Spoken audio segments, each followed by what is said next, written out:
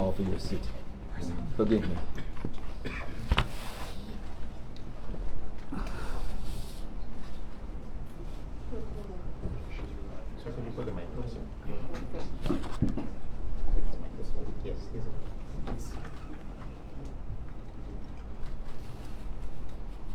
I would like to extend my welcome to all of you to Defense Headquarters of the Guyana Defence Force here at Camp in Ghana. I thank you for joining us on this very short notice. I sit before you here as the Chief of Staff to address a matter of great urgency. I have directed that we convene this press conference because I believe you play a very important role in our society, and what we need to communicate when we need to, and for you to propagate that message. This evening, I will speak to a particular issue that relates to one of our aircraft, call sign 8 Romeo Alpha Yankee Romeo. It's one of the two new Bell 412 aircraft that was on a command mission today under the command of Colonel Michael Shahood. Colonel Shahood is our commander for the 1st Infantry Battalion.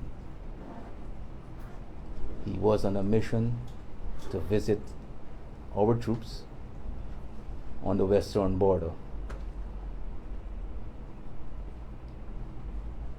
On that flight, we had the following persons: Brigadier retired Gary Beaton,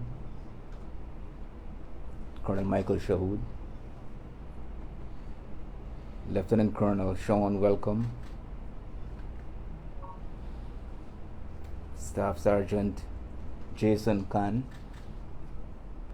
and the crew, that's the pilot and the engineer,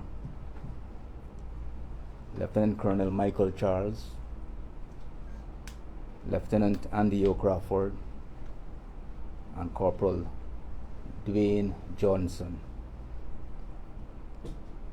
The aircraft was en route to our borders.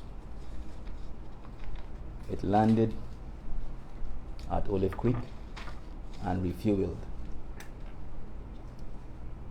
Shortly after takeoff, we lost contact communication.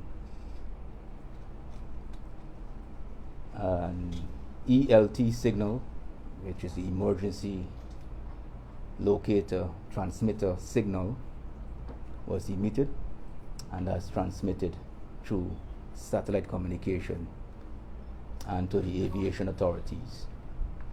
Whenever an ELT signal is emitted on any aircraft, it signals an issue.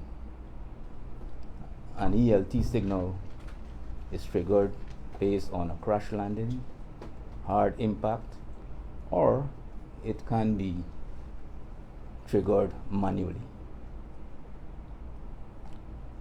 I must tell you that the weather condition in the general area has been very not the best.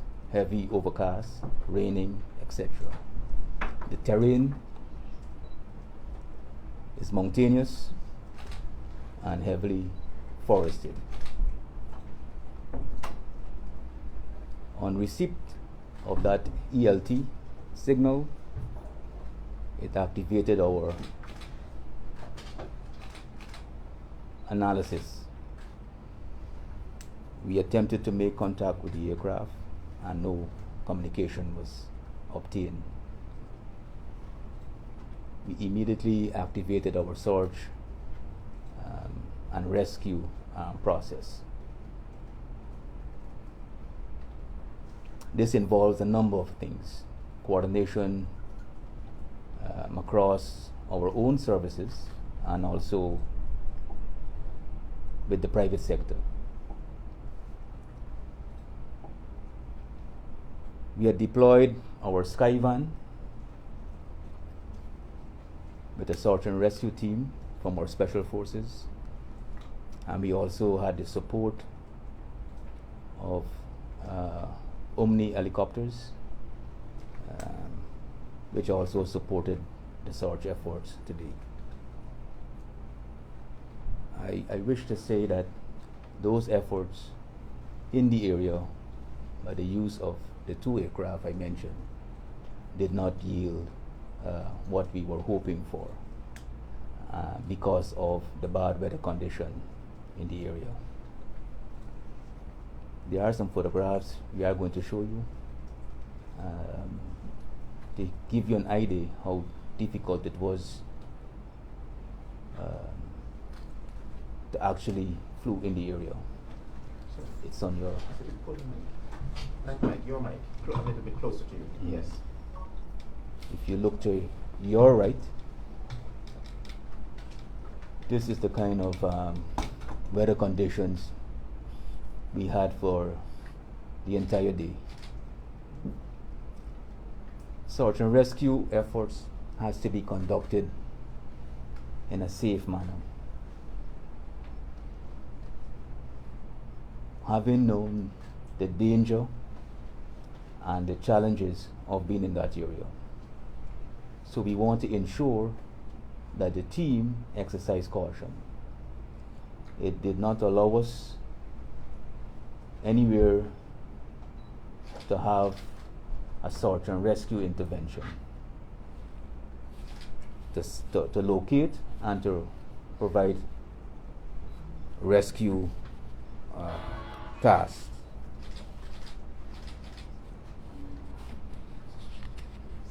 As a force, we are always concerned about the safety of our ranks, and this remains a priority for us to locate and save and secure our ranks. As the Chief of Staff, I remain optimistic on a number of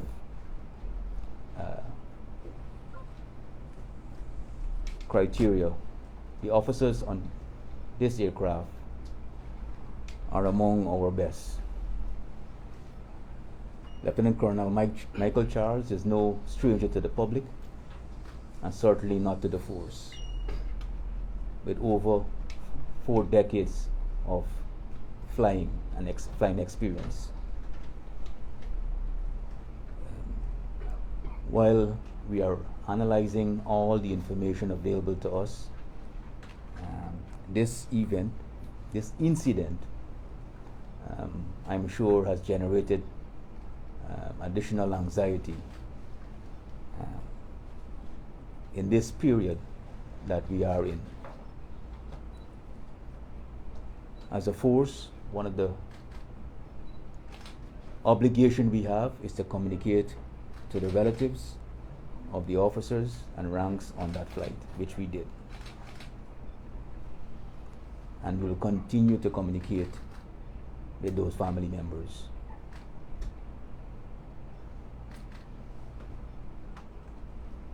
Our efforts to search will recommence in the morning.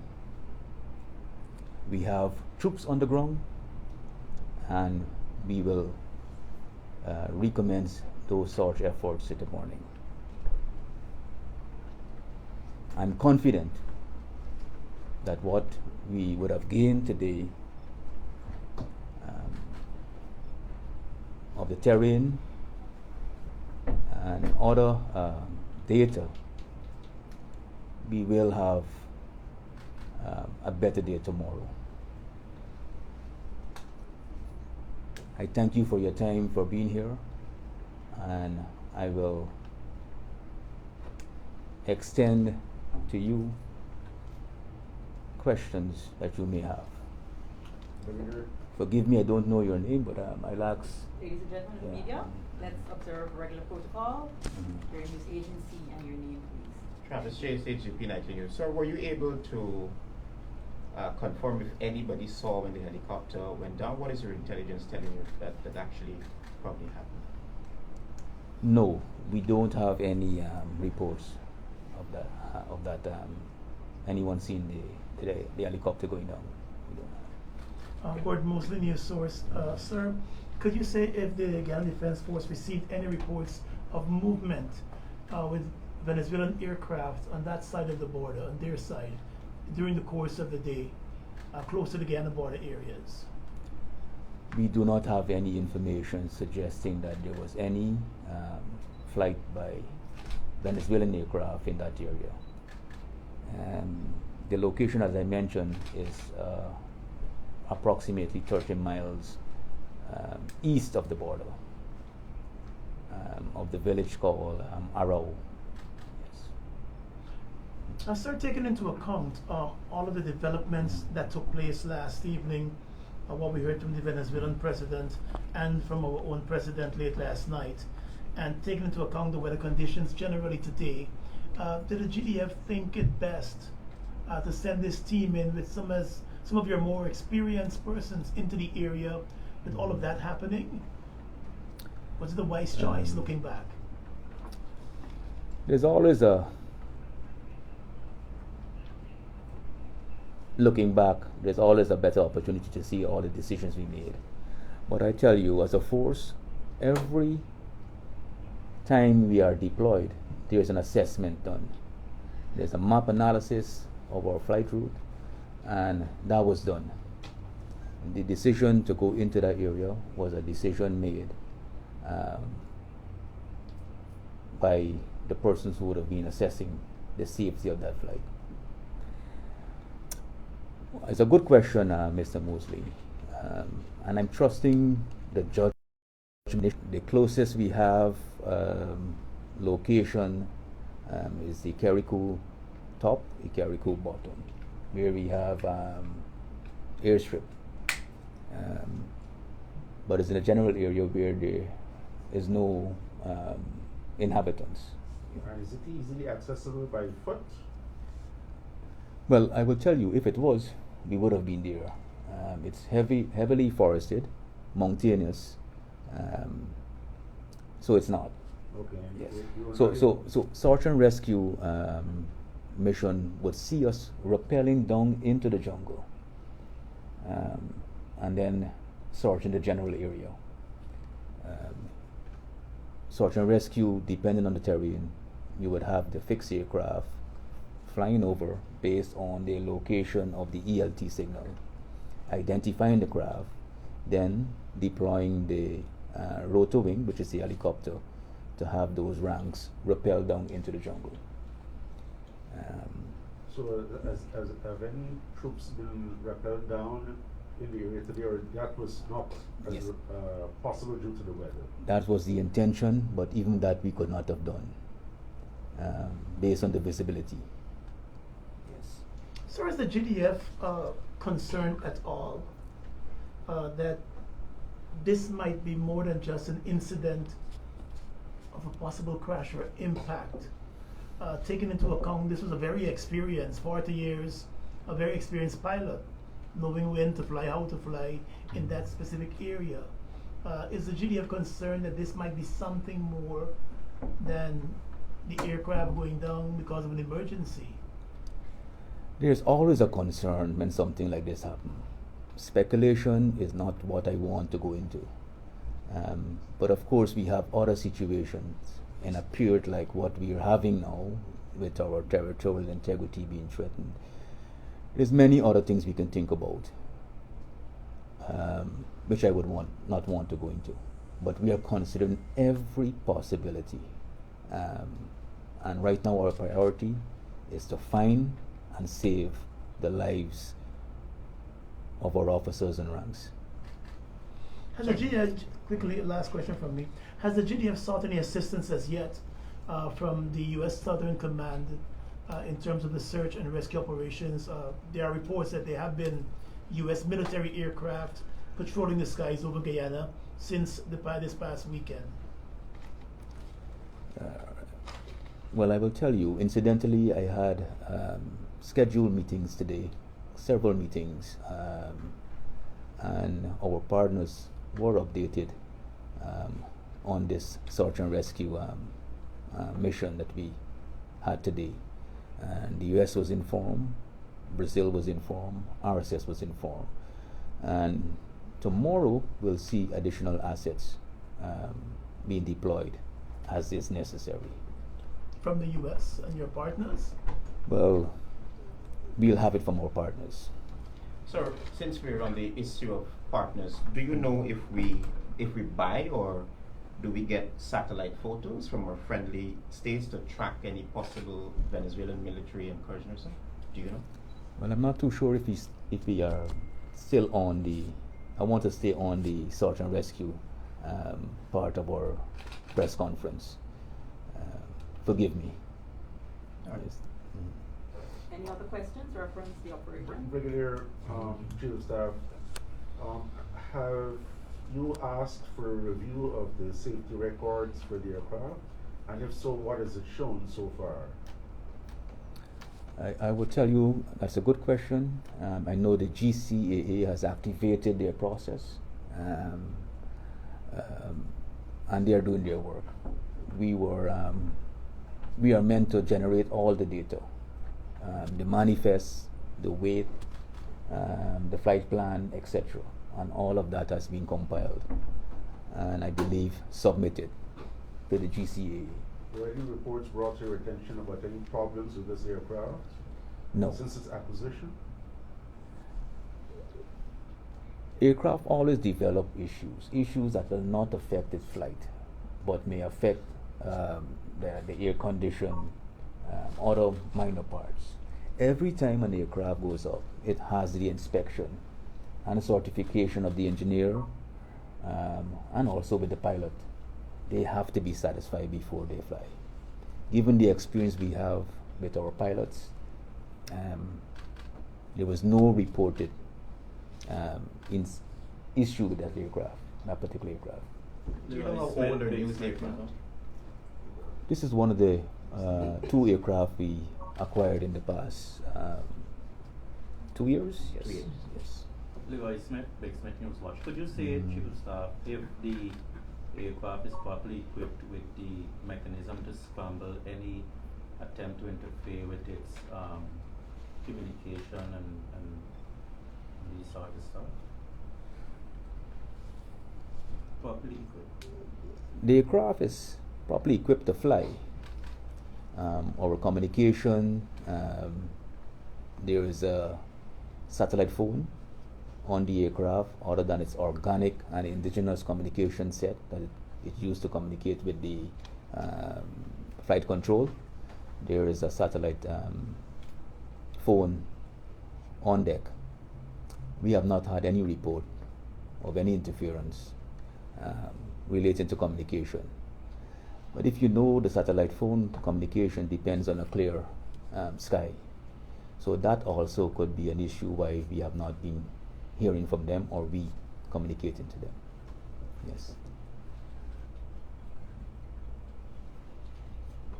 Sir, any message to the family of those soldiers on board? I know you said you're optimistic, but your demeanor doesn't say that. What message do you send to the family this evening, and what message do you send to your soldiers in those bordering locations around Ettering Bank? Well, thank you for that, Mosley. But if your judgment of my demeanor is in any way your own interpretation, I want my officers safe. That's my focus right now. My troops on the border, I would tell you, their morale is high. I would have been visiting almost every week, along with other commanders, and I will be visiting them soon. But don't let my demeanor make you think otherwise. Well, what do you say to your troops? They must be concerned. a missing aircraft there in these border locations, the threats from Venezuela. What assurances can you give them tonight? You see, let me deviate a bit and tell you, we are a different breed of people. When we wear this uniform, it brings a new meaning to life. The enlistment in any military is not a decision that anyone could make.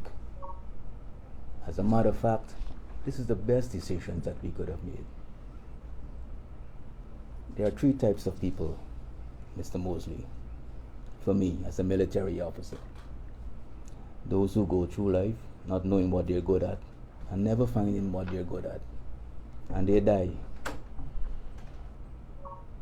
And then the second type, those who go through life and knowing the latter part of their lives what they're good at, but they did not get the time enough to develop on it.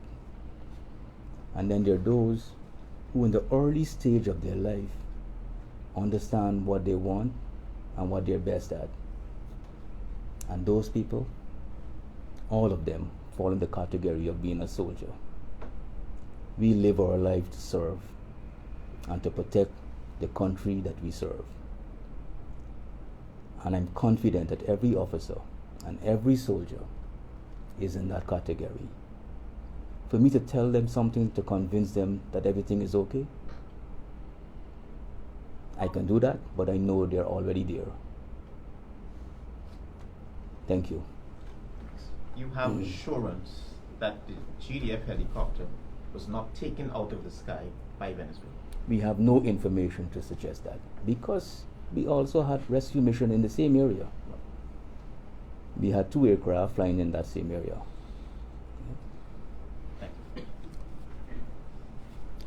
Thank you for your time. Thank you. And may you continue to serve like me, this country, this beautiful country.